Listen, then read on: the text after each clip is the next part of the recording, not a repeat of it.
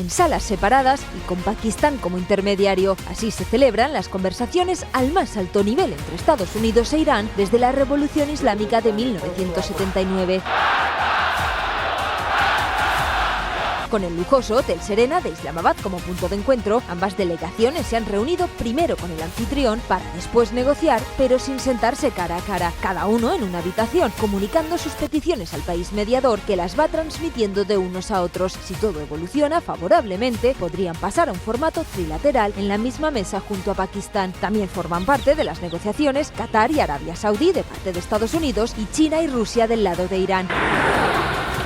Ambas delegaciones han llegado hoy al país. Primero lo hacía la iraní, encabezada por el presidente del Parlamento y el ministro de Asuntos Exteriores. Por su parte, el vicepresidente Vance lidera la delegación estadounidense, a quien el jefe del ejército pakistaní ha recibido en traje y no con uniforme militar como a los iraníes, lo que podría significar que Pakistán quiere proyectar una imagen diplomática y conciliadora para Estados Unidos y otra de compromiso firme en materia de defensa y seguridad para Irán. Es lo que decía ayer Vance antes de partir hacia Pakistán. Sobre la mesa, el cese de los ataques israelíes en Líbano, la reapertura de Hormuz o la retirada de las tropas estadounidenses en la región. Esto es América Noticias bajo la dirección general de Carlos Vasallo. Estos son los titulares que marcan la jornada informativa de hoy. El mundo contiene la respiración mientras Estados Unidos e Irán chocan en una negociación clave que podría cambiarlo todo. Y mientras se negocia afuera, Miguel Díaz-Canel cierra la puerta. Sin elecciones, sin presos libres y sin apertura. Les contamos. Al mismo tiempo, un cubano enfrenta hasta cadena perpetua por una droga que mata en segundos. Información confiable y al momento, aquí en América Noticias. Comenzamos. Estados Unidos e Irán aterrizan en Pakistán para intentar lo que hoy parece casi imposible: frenar una guerra que no deja de escalar en Medio Oriente. El vicepresidente J.D. Vance encabezará la delegación estadounidense frente a uno de los hombres más poderosos del régimen iraní, Mohammad Bagher Ghalibaf, en una negociación que arranca bajo máxima tensión. Sobre la mesa no hay puntos fáciles. Washington exige el fin del programa nuclear iraní, el desmantelamiento de misiles, el control total del estrecho de Hormuz y el fin del apoyo a grupos como Hezbollah y Hamas.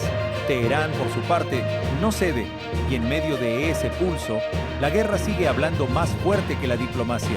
En el norte de Israel, un misil lanzado por Hezbollah impactó una instalación deportiva en la ciudad de Najariyah, en medio de una lluvia de cohetes que ya supera la treintena en las últimas horas. Aunque no hubo víctimas, el mensaje es claro: el frente sigue activo, y desde Líbano, el líder de Hezbollah lanza una advertencia sin matices: seguirán luchando hasta el último aliento. Mientras tanto, Israel intensifica sus bombardeos en territorio libanés, dejando decenas de muertos y aumentando la presión sobre un alto al fuego que ya muestra grietas, porque esa es la gran preocupación.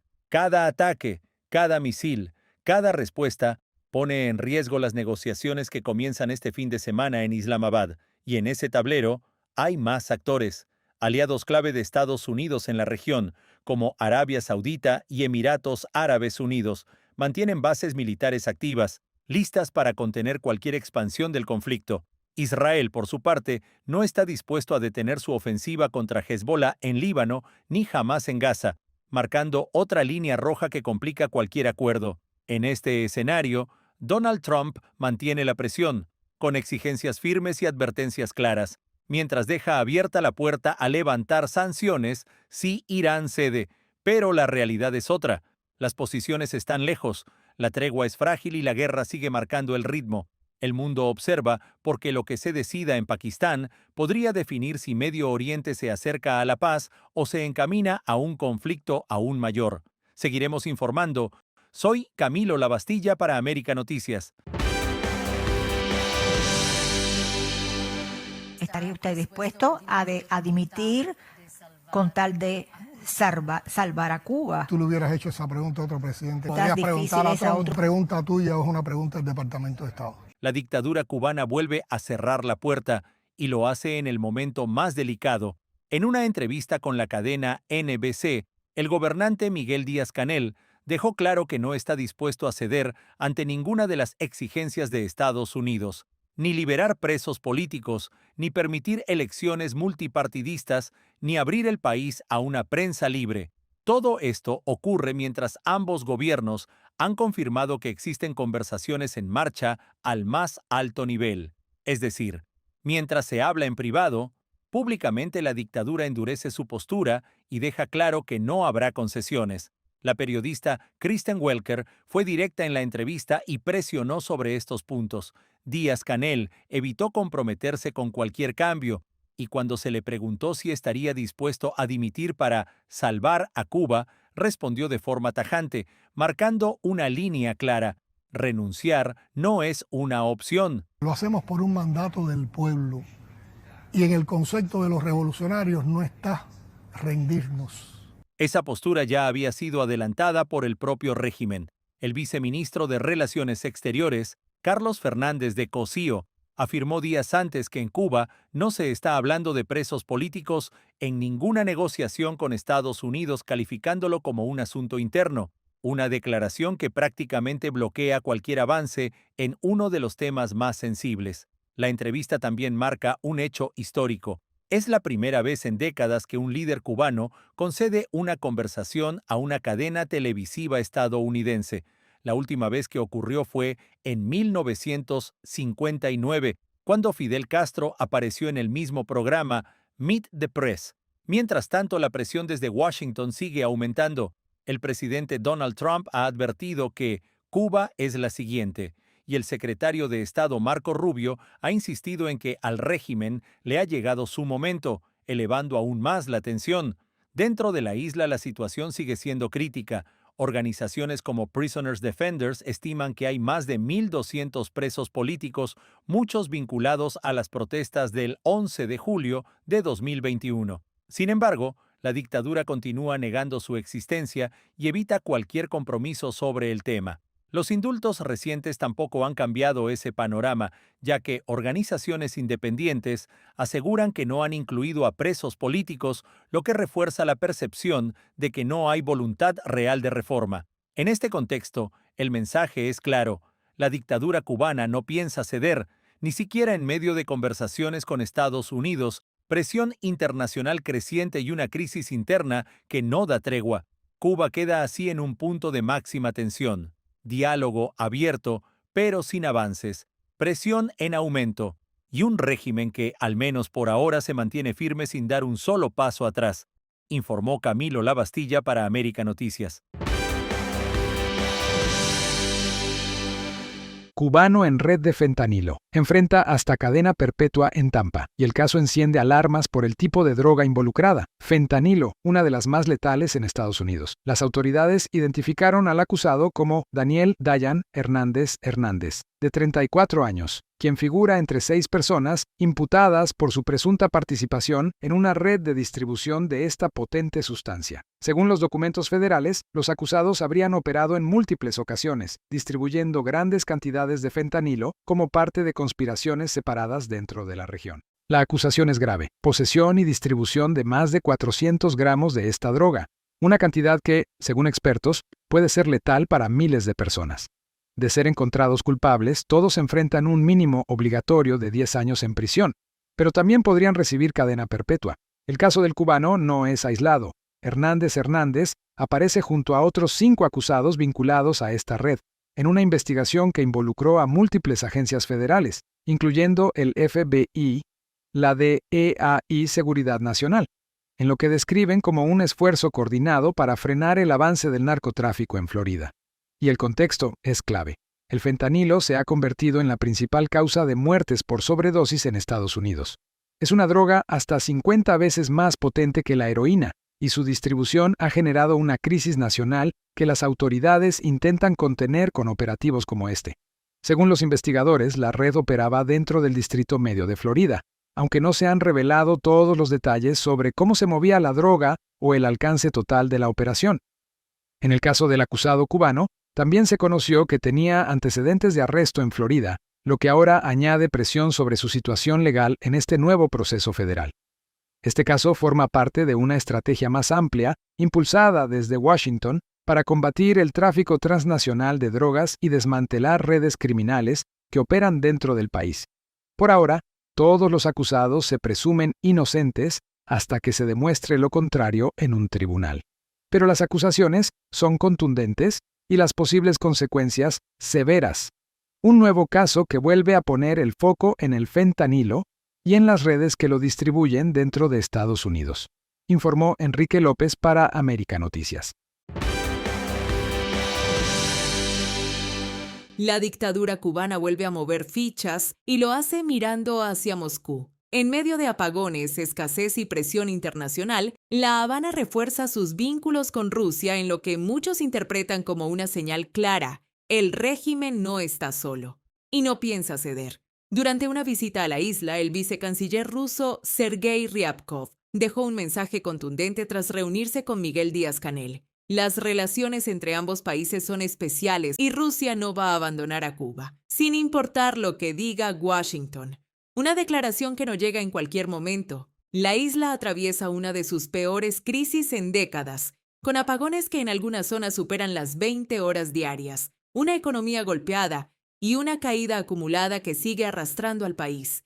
En ese escenario, el régimen busca oxígeno y lo encuentra en su viejo aliado. De hecho, el acercamiento no es solo político. La llegada reciente de un petrolero ruso a Cuba y la posibilidad de nuevos envíos confirma que Moscú está jugando un papel clave en la supervivencia energética del régimen. Ayuda que, según Rusia, responde a criterios humanitarios, pero que también refuerza una alianza estratégica en plena tensión global. Desde La Habana, el mensaje fue igual de claro. Díaz-Canel agradeció directamente el respaldo ruso y envió un saludo al presidente Vladimir Putin, dejando en evidencia que los lazos no solo se mantienen, sino que se fortalecen.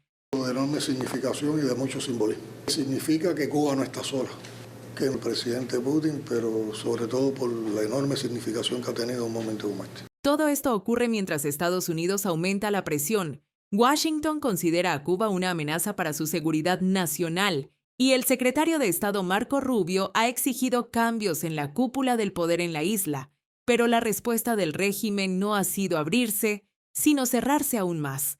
Así, el escenario se vuelve cada vez más tenso. Por un lado, Estados Unidos presiona, sanciona y advierte. Por otro lado, Rusia se acerca, apoya y refuerza al régimen, y en el medio, una Cuba sumida en crisis, una alianza que genera interrogantes. ¿Hasta dónde llegará el respaldo de Moscú? ¿Y qué significa este acercamiento en medio del pulso con Washington? Por ahora, lo único claro es que la dictadura cubana no da señales de ceder y que en medio del deterioro interno busca sostenerse apoyándose en sus aliados externos. Mientras tanto, la crisis continúa y el tablero geopolítico alrededor de Cuba se vuelve cada vez más complejo, informó Leticia Grau para América Noticias. La primera dama de Estados Unidos, Melania Trump, rompe el silencio y lo hace con un mensaje directo, firme y sin rodeos. Desde la Casa Blanca negó categóricamente cualquier vínculo con el fallecido financiero Jeffrey Epstein y su entorno, en medio de versiones y contenido viral que han circulado en redes sociales. En una declaración que tomó por sorpresa incluso a su propio equipo, Melania decidió hablar frente a las cámaras desde el Gran Foyer, un espacio cargado de simbolismo dentro de la Casa Blanca. Su mensaje fue claro: nunca tuvo relación con Epstein ni con su círculo, y todo lo que se ha difundido al respecto es completamente falso. Good afternoon. Buenas tardes. Las mentiras que me vinculan con el infame Jeffrey Epstein deben terminar hoy. Quienes mienten sobre mí carecen de ética, humildad y respeto. No me opongo a su ignorancia, sino que rechazo sus mezquinos intentos de difamar mi reputación. Nunca fui amiga de Epstein. Donald y yo fuimos invitados a las mismas fiestas que Epstein realizaba de vez en cuando, ya que frecuentar los mismos círculos sociales es común en Nueva York y Palm Beach. Para que quede claro, nunca tuve una relación con Epstein ni con su cómplice Maxwell. no soy víctima de Epstein. Epstein no me presentó a Donald Trump. Conocí a mi esposo por casualidad en una fiesta en Nueva York en 1998. Desde hace años, circulan en redes sociales numerosas imágenes y declaraciones falsas sobre Epstein y sobre mí. Tengan cuidado con lo que creen. Estas imágenes e historias son completamente falsas. Toda mujer debe tener la oportunidad de contar su historia en público si así lo desea. Y luego, su testimonio debe quedar registrado permanentemente en el acta del Congreso. Solo entonces conoceremos la verdad. Gracias. La intervención marca un giro poco habitual. Melania Trump ha mantenido tradicionalmente un perfil reservado, evitando entrar en controversias públicas, pero esta vez, según su entorno, decidió dar un paso al frente porque simplemente ya es suficiente. Su asesor principal, Mark Beckman, respaldó la decisión y aseguró que la primera dama busca poner fin a lo que califican como una campaña de desinformación. Además, insistió en que la atención debería centrarse en su trabajo y en el impacto que ha tenido durante su tiempo en la Casa Blanca. El contexto también es clave. El caso Epstein sigue generando titulares y teorías, lo que ha provocado que distintas figuras públicas sean mencionadas, muchas veces sin pruebas. En ese escenario, la declaración de Melania busca cortar de raíz cualquier intento de vincularla con esa trama. Más allá de la polémica, el mensaje de la primera dama es contundente. No hay espacio para insinuaciones ni rumores sin fundamento. Melania Trump deja clara su posición. Enfrenta la controversia de frente y exige que la verdad prevalezca sobre las especulaciones, informó Leticia Grau para América Noticias. El paseo marítimo de Tel Aviv ha recuperado un pulso que parecía perdido. Por primera vez en 40 días, las sirenas antiaéreas han dado paso al silencio. Bajo un sol primaveral y coincidiendo con el fin del Pesaj, cientos de israelíes han llenado las playas tras el anuncio de un alto el fuego con Irán. Es un alivio teñido de un profundo escepticismo. Para muchos, estas semanas de ataques constantes han sido agotadoras. La desconfianza es un sentimiento compartido. Avidas, un padre de 60 años, resume la sensación de vulnerabilidad de una población que teme que la tregua sea solo un paréntesis antes de que la guerra regrese una y otra vez. No sé lo que nadie sabe. Creo que ni siquiera Trump lo sabe. Netanyahu no lo sabe, los iraníes no lo saben. Todos están improvisando. No saben qué pasará y nosotros somos los peones en el juego. A pesar de que el 78% de la población judía apoyaba la ofensiva, hoy el cansancio pesa más. Entre partidos de vóley y paseos familiares, la esperanza se mezcla con el recelo. Muchos ciudadanos confiesan el agotamiento tras días de pánico y explosiones, deseando que lo que hoy es una tregua de 2 semanas se convierta por fin en una paz definitiva. Un informe de Hamu Sherpa de F para América Noticias. Para que estés mejor informado, te dejamos con nuestras noticias en un minuto. Hermana de Ana Benzi llega a Miami tras interrogatorio en Cuba. Elmis Rivero Silvente, hermana de la activista cubana Ana Benzi, llegó a Miami junto a sus 2 hijos menores tras denunciar que fue interrogada por la seguridad del Estado antes de salir de Cuba. Según su testimonio, la citaron con el pretexto de un control migratorio pocas horas antes del vuelo, pero el proceso se extendió por más de 1 hora y terminó en presiones y advertencias. Rivero aseguró que le retuvieron el pasaporte y que temió no poder abandonar la isla. También denunció que durante el interrogatorio le preguntaron por contactos con funcionarios estadounidenses y por la visita de Mike Amer al entorno familiar. El caso ocurre mientras Ana Benzi y su madre enfrentan un proceso investigativo en Cuba, lo que ha aumentado la tensión alrededor de la familia. Su llegada a Miami fue recibida como un alivio, pero también como una señal más de la presión que enfrentan activistas y allegados dentro de la isla. Inflación sube a 3,3% en Estados Unidos por crisis en Irán. La inflación en Estados Unidos subió al 3,3% en marzo, impulsada por el fuerte aumento del precio de la gasolina tras la guerra en Irán. Es el mayor nivel en 2 años y refleja cómo el conflicto en Medio Oriente ya está golpeando el bolsillo de los consumidores estadounidenses. la inflación subyacente quedó más moderada, en 2,6%, pero el salto general encendió alertas en los mercados y en la Reserva Federal. El dato mensual también fue duro, los precios subieron 0,9%, el mayor aumento desde 2022, algo que confirma la presión que está generando la energía cara. Economistas advierten que si el conflicto se prolonga, los combustibles y el transporte podrían seguir empujando los precios al alza. Por ahora, la inflación parece haber retomado fuerza justo cuando se esperaba más estabilidad. Mike Hammer visita a influencer cubana bajo presión estatal en La Habana durante apagón. El jefe de misión de Estados Unidos en Cuba, Mike Hammer, visitó a la creadora de contenido Ana Sofía Benítez Silvente, conocida como Ana Benzi, en su casa de Alamar, en La Habana. El encuentro ocurrió en medio de un apagón en la zona, lo que dio un contexto todavía más tenso a la conversación. En la reunión hablaron sobre juventud, libertad de expresión y la situación legal de la influencer y su familia. Hammer ha venido sosteniendo encuentros con diversos actores de la sociedad civil cubana durante sus recorridos por la isla. En este caso, la visita llamó la atención porque Ana Benzi y su madre están bajo proceso investigativo por presuntas violaciones vinculadas con intimidad personal, imagen y uso de datos. El episodio sumó visibilidad al caso y reactivó el debate sobre la presión estatal sobre creadores de contenido y voces públicas en Cuba.